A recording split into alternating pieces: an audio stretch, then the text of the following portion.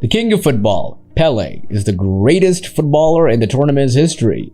The only player in history to win 3 World Cups, Pele scored 12 goals and claimed 8 assists in 14 appearances in his illustrious career. Pele's first World Cup goal came against Wales in the 1958 quarterfinals. Aged 17 years and 239 days, he became the youngest goal scorer in the history of the tournament, a record that remains unbroken to this day. So in this video, we're gonna tell you why Pele remains the greatest World Cup player of all time. The video is going to be amazing, so make sure you stick to the end. Pele has been praised over the decades by everyone from world leaders to artists. His passing is mourned as universally as his conjuring of a football was a source of wonder from the poorest barrios to the pillars of wealth. He was the god of the beautiful game who transported a World Cup that England once deemed unworthy of entering into the greatest sporting show on earth. For Brazil fans, Pele's position as the greatest footballer of all time is undisputed. Alongside incredible success with Brazil and Santos, Pele was given FIFA's Player of the Century award in 2000 alongside 7 retrospective Ballon d'Or wins, for which he did not qualify in the original format for the award. His goal-scoring record, according to FIFA data, stands at 757 across all competitions, despite the man himself claiming to have netted 1,283 goals. The debate over his status as the all-time #1 is almost unresolvable, with Lionel Messi the only player to match him in Ballon d'Or awards and the Argentinian Cristiano Ronaldo also leading him in all-time goal race. He had the technical ability to beat players one-on-one, his eye for a pass has been praised by all those he partnered with, his prowess in the air is legendary, and there can of course be no argument over his ability to finish given his goal record. At the age of 17, Pele became the youngest player to feature in a World Cup final in 1958. He scored on 6 occasions in the Sweden-based tournament, including a semi-final hat-trick and 2 more in the final. It was to be the first of 3 World Cup triumphs. In 1962, Garrincha would carry the mantle for his side as Pele recovered from an injury suffered in the group stage. Brazil, though, were victorious once again. The 1966 tournament would not be so successful, with Pele once more suffering from an injury as Brazil suffered a first-round exit. Pele was coerced into returning for a 4th tournament in 1970 and was part of one of the best attacking units ever compiled, alongside Geirinzo, Revellino, and Gerson. While Geirinzo top-scored, Pele added 4 more to his World Cup tally and of course claimed his 3rd winning medal.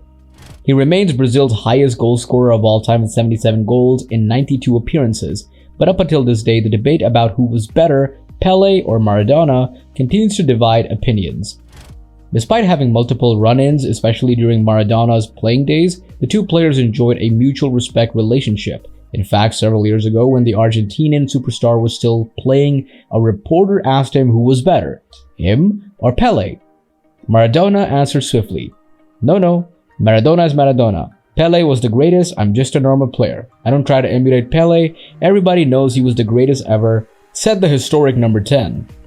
Pele and Maradona both had the same number of titles throughout their careers, with 14 trophies won between their clubs and national teams. The difference is which trophies each won, with O'Reilly having the record for only player that has won 3 FIFA World Cups after his titles in Sweden 1958, Chile 1962, and Mexico 1970. They both played a similar number of games with their national team, with Maradona scoring 34 goals in 91 games with Argentina, while Pele scored 77 in 90 games with Brazil. Before we move on, support us by hitting subscribe and the bell icon to get notified when we post new videos. Now let's get back to our topic. Pele underwent surgery to remove a colon tumor in September of 2021, less than a month before his 81st birthday, with a subsequent period of chemotherapy confirmed by his family. However, his health worsened at the start of 2022, and he was readmitted to the hospital in Sao Paulo in November due to cardiac issues. Following speculation over his recovery ahead of 2022's World Cup, unconfirmed reports from Sao Paulo suggested the 82-year-old was being moved to palliative treatment after he stopped responding to treatment. Despite the concerning outlook on his poor health, Pele issued a statement from his hospital bed on December 3rd. "My friends, I want to keep everyone calm and positive," he said at the time on Instagram. "I'm strong and with a lot of hope, and I follow my treatment as usual." I want to thank the entire medical and nursing team for all the care I have received. Pele's death was announced by his agent to the Associated Press on December 29, 2022. Some of the Brazilian soccer legend Pele's former teammates remembered him as the greatest player of all time, as they mourned his death and celebrated his legacy.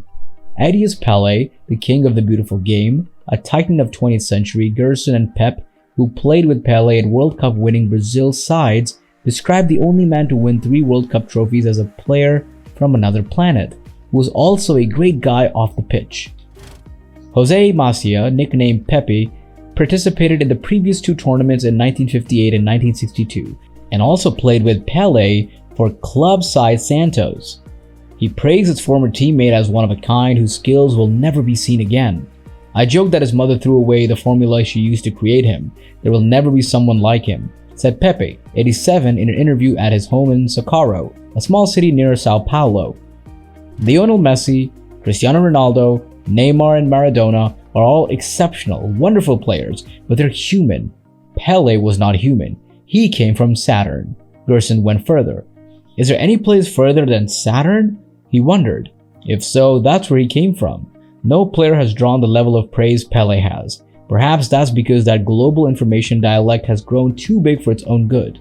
But bad faith articulated simply for the sake of attention, and too many slobs over-eager to have their preference validated, permanently diluting the well-stream and gatekeeping any player from ever being universally acclaimed again. That's a more muddied conversation. This one's clear. Pele was the greatest player. I sometimes feel as though football was invented for this magical player, said Charlton, as accomplished an Englishman as any ever. Pele shared the FIFA Player of the Century award with his brash supernova that was Diego Maradona after the latter ran away with online fan voting, which skewed toward the younger, more internet-savvy generation. FIFA stepped in and polled a group of journalists, officials, and coaches. Pele won over 70% of that vote. Even Maradona managed to muster his own version of high praise.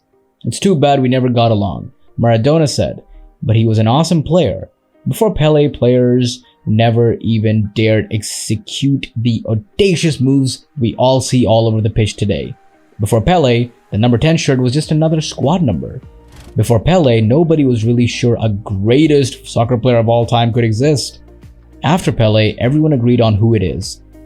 When Pele scored the 5th goal in 1958 World Cup final, said Swedish defender Segi Parling, I have to be honest, and I say I felt like applauding. Pele just had that effect on people, especially the best to ever play his sport.